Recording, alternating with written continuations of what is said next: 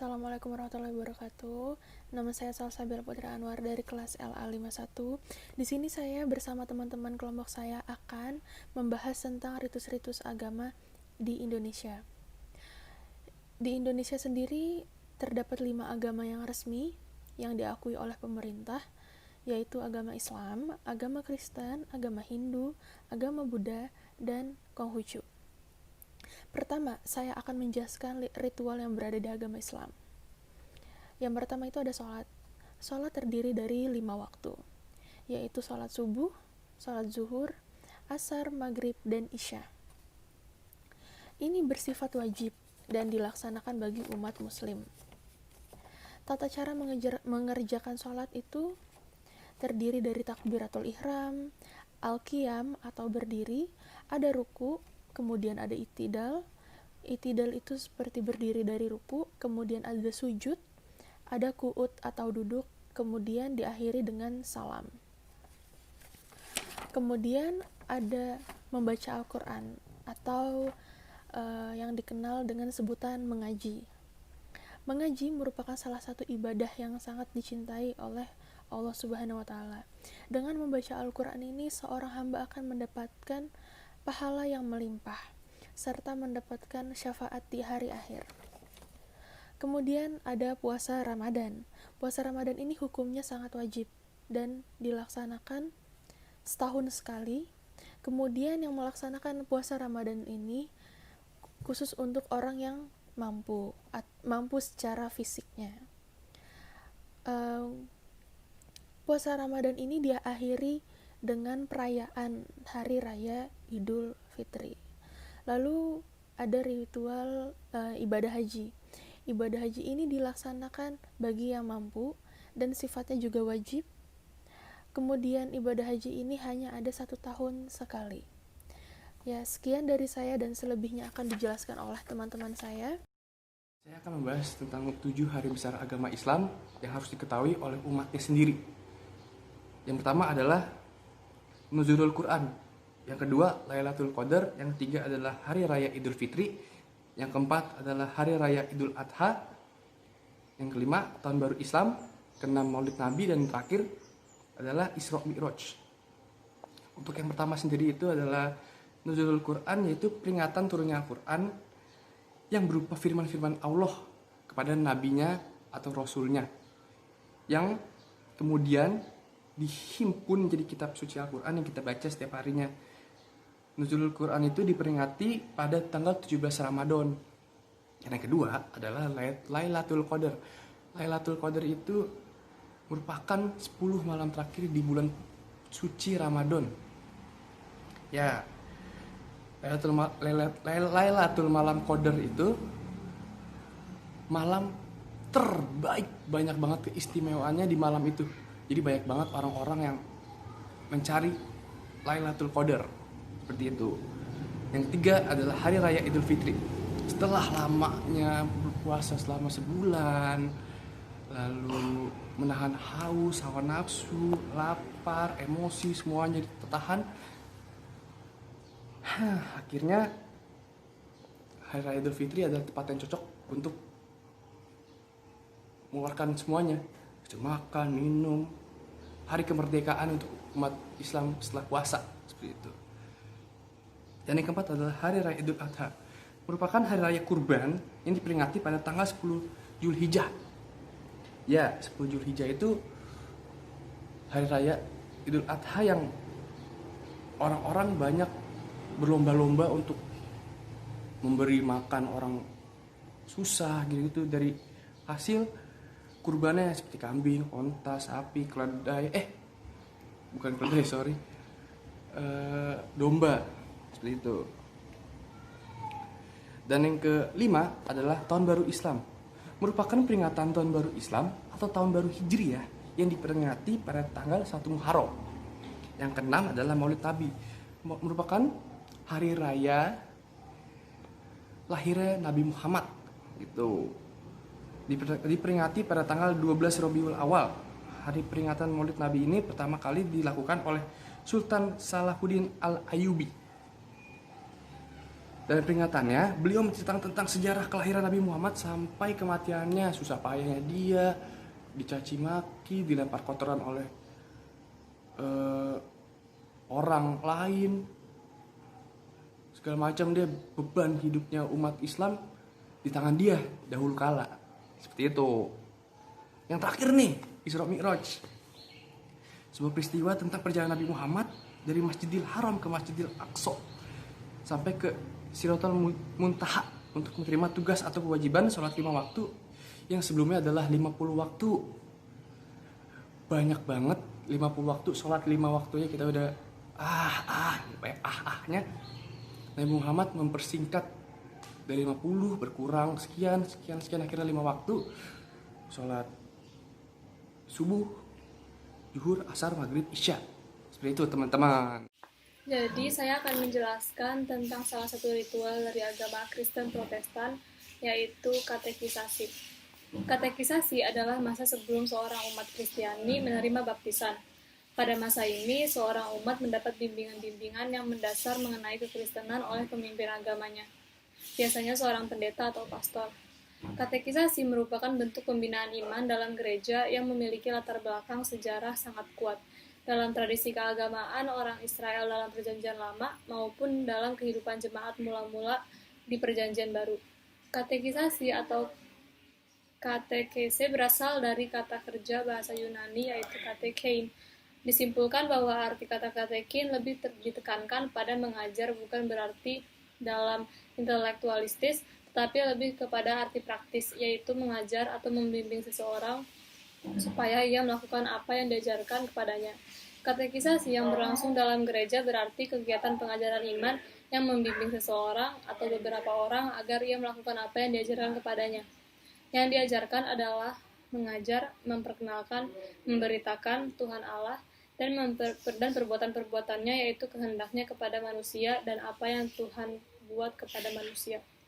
Berbagai pelayanan katekisasi antara lain adalah katekisasi keluarga, katekisasi sekolah minggu, katekisasi di sekolah sampai perguruan tinggi, katekisasi di BIPRA, katekisasi orang tua baptisan, dan katekisasi pernikahan. Setelah melakukan katekisasi, seseorang bisa diteguhkan melalui peneguhan sidi oleh pendeta jemaat melalui upacara liturgi di hadapan sidang jemaat. Kali ini saya akan membahas tentang ritual dari agama Katolik. Jadi di agama Katolik atau Kristen itu ada namanya perayaan Paskah. Jadi Paskah ini yang sering diperingatin oleh umat Kristiani dan Katolik di seluruh dunia sebagai pengampunan umat kepada Tuhan. Karena ia telah rela meninggalkan dunia ini hanya demi umatnya. Banyak perayaan Paskah yang dirayakan di seluruh dunia, mulai dari berbagai perayaan, ibadah, dan acara Jumat Agung. Paskah juga memiliki arti yang khusus dalam kehidupan umat Kristen dan Katolik. Kematian Kristus yang telah menebus dosa umatnya, dan kebangkitan Kristus yang memberikan pengharapan bagi umatnya. Dan hal yang identik dengan perayaan Paskah ini adalah yang nomor 1, telur Paskah. Ada alasan juga mengapa telur Paskah ini menjadi sangat identik sekali dengan Paskah. Karena bagi umat Kristen maupun Katolik, telur adalah merupakan simbol dari kebangkitan Yesus. Telur memang tidak hidup dan tidak bisa bergerak, namun memiliki kehidupan yang nyata di dalamnya yang berkembang dan akan menetas. Yang kedua adalah kelinci. Kelinci ini juga sering disebut dengan masuknya perayaan ibadah Paskah. Hal ini karena kelinci itu cepat berkembang pertumbuhannya, dan lambang kelinci juga merupakan lambang kesuburan bagi Paskah. Kelinci juga sering disebut dengan simbol dari musim seni. Kelinci yang digambarkan oleh banyak orang sebagai pembawa dia telur yang dianggap sebagai pembawa kedamaian kebangkitan Kristus dan membagikannya kepada semua orang dengan kabar yang sukacita. Kemudian yang ketiga adalah roti dan anggur. Nah, roti dan anggur ini juga adalah salah satu yang identik dalam Paskah. Umat Kristiani maupun Katolik biasanya akan ada acara pembagian roti dan anggur kepada seluruh umat gerejanya. Namun, bentukan rotinya hanya sebagai roti tawar. Dan anggurnya pun yang hanya sebagai sirup. Pemberian roti dan anggur ini biasanya diberikan pada saat acara sedang memasuki Jumat Agung. Nah, jadi acara pembagian roti dan anggur ini biasanya akan diberikan pada saat pertengahan acara ibadah Jumat Agung tersebut. Terima kasih. Halo semua, perkenalkan nama saya Oka Saputra Sanjaya. Pada kesempatan kali ini saya akan sedikit menjelaskan tradisi atau ritual yang biasa dilakukan oleh umat yang beragama Buddha pada saat Hari Raya Waisak. Yang pertama, biasanya umat dalam agama Buddha melakukan doa dan merenung. Biasanya umat Buddha ini melaksanakan doa di kuil atau wihara, sehingga biasanya kita melihat jika Hari Raya Waisak, wihara dan kuil pasti penuh. Yang kedua, mengenakan pakaian putih. Mengenakan pakaian putih pada saat Hari Raya Waisak dipercaya melambangkan kemurnian. Yang ketiga, menerapkan kelima sila. Kelima sila ini yaitu tidak mencuri, tidak berbohong, tidak mengonsumsi minuman keras, tidak membunuh, tidak melakukan pelecehan seksual. Kemudian yang keempat, lampu minyak atau lilin. Menyalakan lampu minyak atau lilin selama Hari Raya Waisak adalah pemandangan yang umum yang bisa kita lihat. Lampu minyak atau lilin dianggap mengusir kegelapan dan juga melambangkan penerangan bagi kehidupan seseorang. Yang keenam, menjadi vegetarian. Biasanya pada Hari Raya Waisak, kita sebagai umat Buddha tidak memakan daging atau makan hanya makanan vegetarian saja, karena di mana hal ini berarti tidak melakukan pembunuhan termasuk kepada hewan.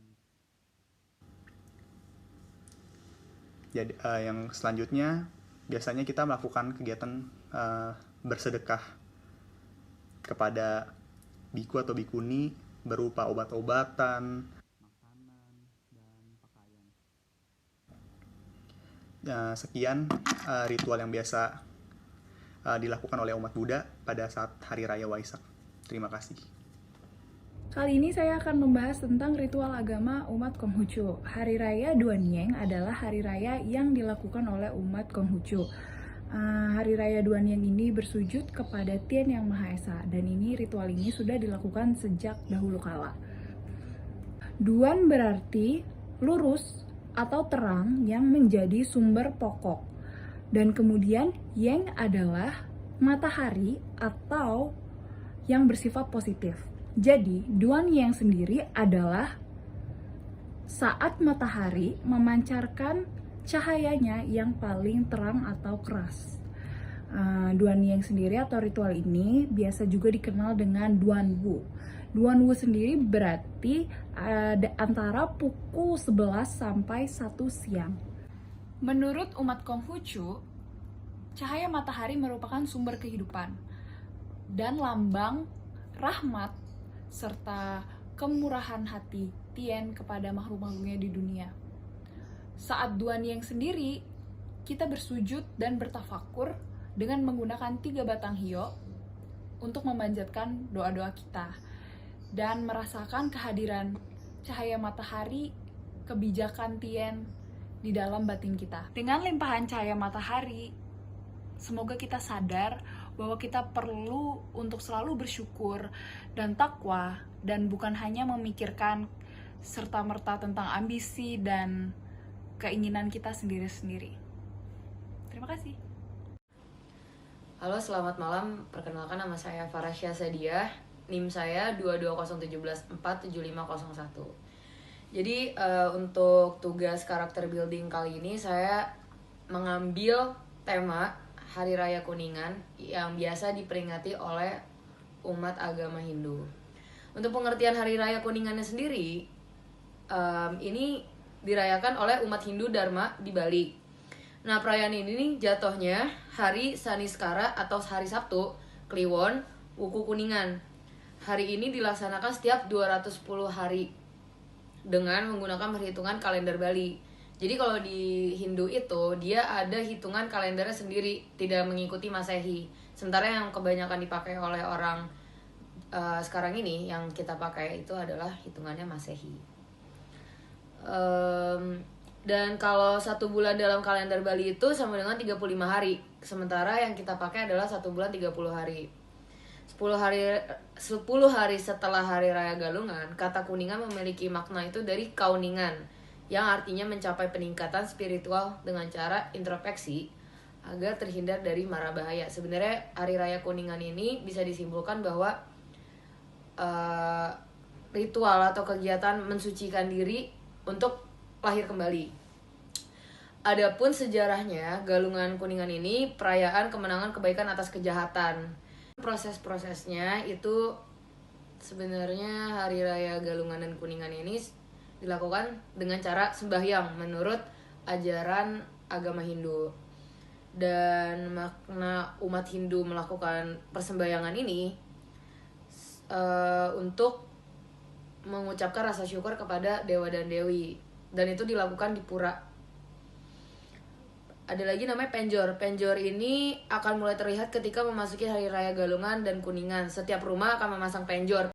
Di dalam penjor itu juga ada kayak kendi, kayak semacam sesajen, dan itu isinya canang atau persembahan. Kemudian ada lagi ritualnya setelah itu sembelih babi. Iya, sembelih babi. Perayaan Galungan itu sebagai wujud syukur. Jadi kalau misalkan kebetulan saya menganut agama Islam, saya seorang Muslim. Kalau di agama kami itu sama aja seperti Idul Adha, nyembelih kambing, sapi dan lain sebagainya. Kemudian setelah itu dilakukannya silaturahmi. Jadi kayak memulai lembaran baru terhadap sesama manusia. Ritual agama Hindu sendiri sangat beragam. Saya akan menjelaskan salah satu ritual agama Hindu, yaitu ritual ngaben. Ngaben merupakan upacara pembakaran jasad yang dilakukan oleh umat Hindu, terutama bagi mereka yang tinggal di Bali. Upacara ini dimaksudkan untuk mengirimkan atau mengantarkan jenazah kepada tempat pengistirahatan terakhirnya untuk kehidupan yang mendatang. Makna dari kata ngaben sendiri yaitu bekal atau abu.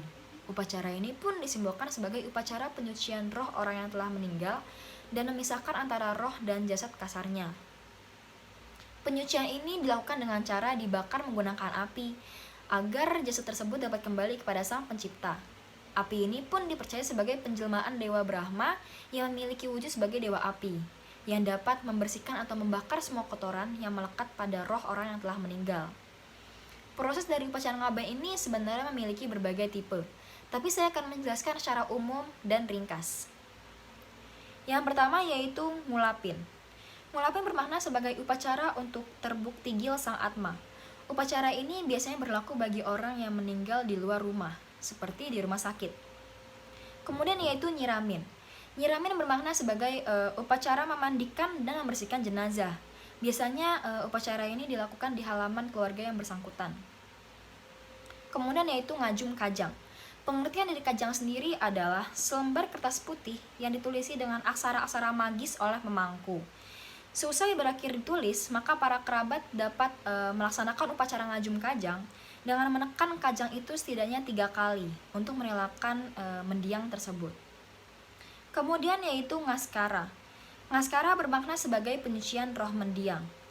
Upacara ini ditujukan supaya roh yang bersangkutan dapat bersatu dengan Tuhan. Kemudian yaitu papegatan. Papegatan berasal dari kata pegat yang berarti putus. Upacara ini bermakna untuk memutuskan hubungan duniawi dan juga cinta dari kerabat mendiang. Kemudian yaitu pakiriman ngutang. Pakiriman ngutang ini dapat dikatakan sebagai arak-arakan dari pihak keluarga. Biasanya pihak keluarga akan membawa foto mendiang sampai ke lokasi ngaben. Arak-arakan ini juga diiringi dengan gong gamelan Bali atau biasa disebut dengan beli ganjur. Kemudian yaitu ngeseng. Ngeseng adalah upacara pembakaran jenazah tersebut. Proses dari upacara pembakaran jenazah ini yaitu jenazah dibaringkan di tempat yang telah disediakan, kemudian disertai dengan sesaji dan juga banten yang memiliki makna filosofisnya tersendiri. Kemudian yaitu nganyut.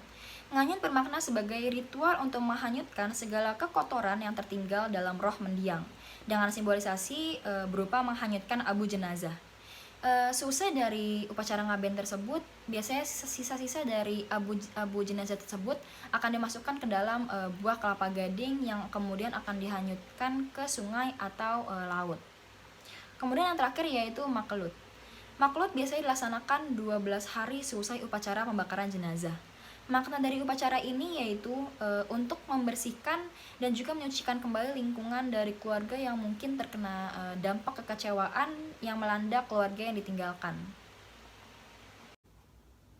Dengan kita mengetahui ritual-ritual dari berbagai agama, kita pun dapat saling bertoleransi terhadap sesama.